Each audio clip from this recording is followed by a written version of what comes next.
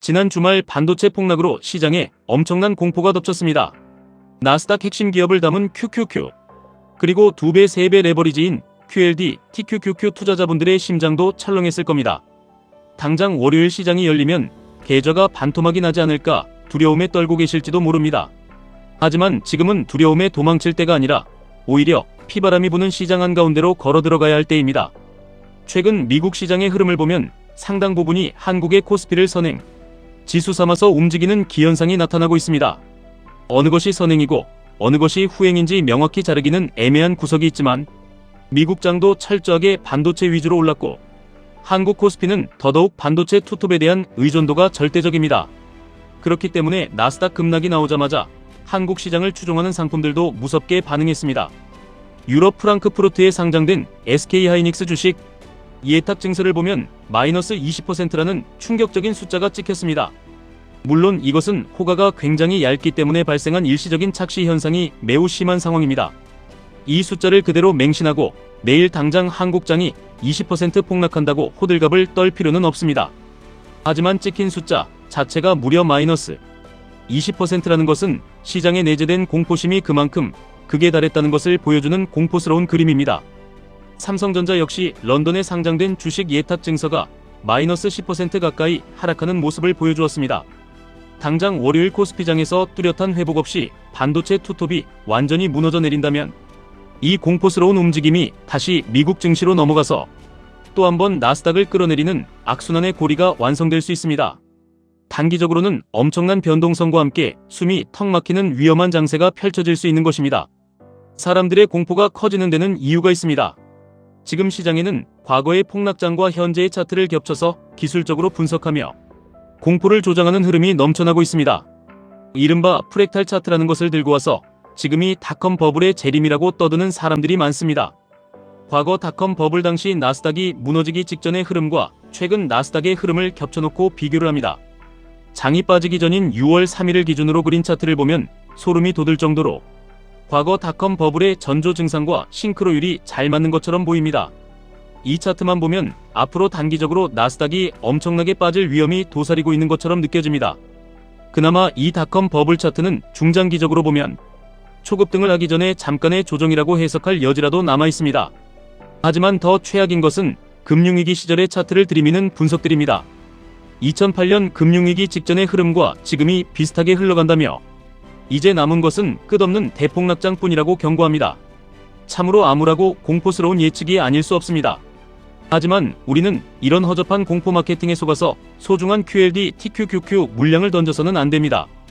이런 프랙탈 차트라는 것은 결국 과거의 특정한 시점을 인위적으로 늘리고 줄이면서 비슷한 모양이 나올 때까지 억지로 끼워 맞춘 결과물에 불과합니다. 인간의 뇌는 본능적으로 패턴을 찾으려 하기 때문에 이런 억지스러운 차트에도 쉽게 공포를 느끼게 됩니다. 이런 과거의 망령에 휩싸인 차트를 맹신하시기보다는 그저 심리적으로 흔들리는 사람들이 많구나 정도로 참고만 하시는 것이 좋습니다. 과거의 거품 붕괴와 지금의 나스닥은 근본적인 뼈대부터가 완전히 다릅니다. 우리는 차트의 겉모습이 아니라 미국 경제를 지탱하는 거대한 구조적 본질을 꿰뚫어 봐야 합니다. 미국 경제의 펀더멘털을 보시기 바랍니다. 지금 미국 경제에서 인공지능 투자가 차지하는 비중은 그야말로 폭발적으로 늘어나고 있습니다. 테크 분야를 제외한 전통적인 산업들의 성장은 완만하게 고정되어 있거나 정체되어 있습니다. 결국 지금 미국 경제의 플러스 알파를 만들어내고 성장을 견인하는 것은 거의 모든 것이 인공지능과 관련된 투자입니다. 미국의 GDP 성장이라는 거대한 수레바퀴를 굴리는 것은 결국 이 플러스 알파에서 나오는 힘입니다. 그리고 지금 그 힘을 만들어내는 핵심은 전부 인공지능과 관련된 네트워킹 구축, 거대한 데이터 센터의 건설, 그리고 끝없이 쏟아지는 하드웨어의 수요입니다. 실체가 없는 소프트웨어의 꿈만으로 올랐던 과거의 버블과는 다르게 지금은 현실 세계에 막대한 자본이 투입되고 건물이 올라가고 칩이 깔리는 거대한 인프라 혁명입니다. 미국 경제에서 인공지능이 차지하는 비중과 중요성은 여러분이 상상하는 것 그 이상입니다. QQQ, QLD, TQQQ는 바로 이 미국 경제의 심장부, 가장 강력한 엔진에 올라타는 투자입니다. 여기에 더해 트럼프 전 대통령을 비롯한 미국 정치권의 움직임을 보면 인공지능은 이제 단순한 기업의 비즈니스를 넘어섰습니다. 이들은 인공지능을 미국이라는 국가 시스템의 일부로 완전히 편입시키려 하고 있습니다. 인공지능이 곧 미국이고 미국이 곧 인공지능인 세상을 의도적으로 유도하고 있습니다. 과거 미국 정부가 국가안보를 이유로 인텔의 지분을 취득하며 반도체 산업을 지켰던 것과 완벽하게 같은 맥락입니다. 최근 트럼프 대통령이 에어포스원에서 한 발언을 보면 굉장히 중요하고 흥미로운 아이디어가 담겨 있습니다. 기업의 지분 일부를 미국 국민에게 제공하고 미국 국민이 본질적으로 인공지능 기업의 파트너가 되는 개념을 진지하게 논의하고 있습니다. 이것은 가까운 시일 안에 반드시 구체화되어야 할 국가적 아젠다입니다. 이 말의 본질이 무엇이겠습니까? 오픈AI 같은 핵심 인공지능 기업의 지분을 퍼블릭 웰스 펀드, 즉 국부 펀드에 일부 편입시키겠다는 것입니다. 미국 정부가 약간의 압력을 가해서라도 기업의 지분을 확보하고 이것을 종잣돈 삼아 국가 차원의 거대한 펀드를 출범하는 구조입니다. 이 펀드가 인공지능 산업의 폭발적인 성장에 따라 장기적으로 막대한 수익을 내게 되면 그 이익을 미국 가계의 배당의 형태로 골고루 나눠주겠다는 엄청난 구상입니다. 한마디로 미국 내 인공지능 산업의 핵심을 사실상 국가의 통제 아래 두고 그 달콤한 과실을 미국 국민 전체가 누리게 만들겠다는 것입니다. 이것이 향후 트럼프 행정부가 들어설 경우 핵심적으로 추진될 정책의 방향성입니다. 이런 상황에서 미국 정부가 인공지능 산업의 주도권을 뺏기거나 시장이 좌초되도록 가만히 놔둘 것 같습니까? 절대로 불가능한 일입니다. 인공지능 산업은 미국의 명운이 걸린 절대적인 국가 핵심 전략입니다. 물론 단기적으로는 엄청난 변동성이 쏟아질 수밖에 없는 상황입니다. 당장 내일 주가가 크게 하락해도 전혀 이상하지 않은 거친 장세가 이어질 수 있습니다. 하지만 바로 이때 우리는 세계 최고의 투자은행인 골드만삭스의 통찰을 빌려야 합니다. 골드만삭스는 작금의 변동성 장세를 두고 오히려 주식을 쓸어 담아야 할 찬스라고 강력하게 주장하고 있습니다. 골드만삭스 트레이더들의 냉철한 분석에 따르면 지금 시장에는 특정 포지션에 자금이 과도하게 몰려있는 쏠림 현상이 전혀 크지 않다는 것입니다. 기관 투자자, 개인 투자자, 외국인의 미국 증시, 노출도를 모두 종합해서 평가하는 복합투자 16게이지라는 지표가 있습니다. 이 지표가 현재 0.2 정도밖에 나오지 않고 있습니다. 이 낮은 수치가 안정적으로 유지가 되고 있다는 것은 지금의 시장 전체가 인공지능에 눈이 멀어 완전히 몰빵한 미친 거품 상태가 아니라는 것을 증명합니다. 이것은 변동성을 견디는 우리에게 매우 중요한 시그널입니다. 만약 시장의 모든 주체가 이미 같은 방향으로 상승에만 베팅을 해놓고 빚을 내서 주식을 사모은 상태라면 악재가 터졌을 때 매도가 매도를 부르는 파국을 막을 방법이 없습니다. 다 같은 포지션을 들고 있기 때문에 너도 나도 탈출하려고 문으로 몰려들면서 끔찍한 눈덩이 효과가 발생하게 됩니다.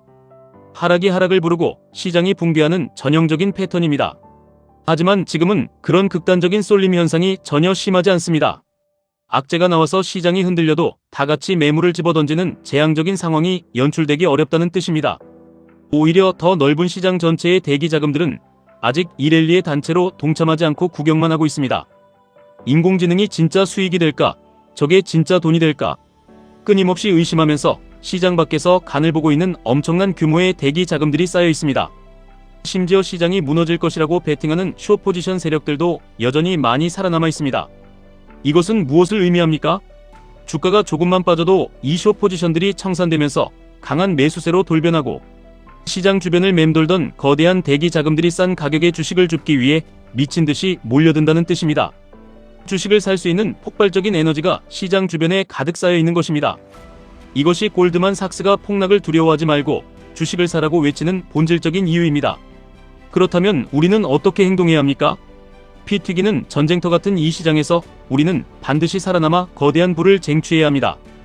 1배수 지수인 QQQ를 넘어서 그 변동성을 극대화한 QLD, TQQQ 투자자라면 지금의 하락은 고통이 아니라 신이 내린 축복이자 엄청난 기회입니다.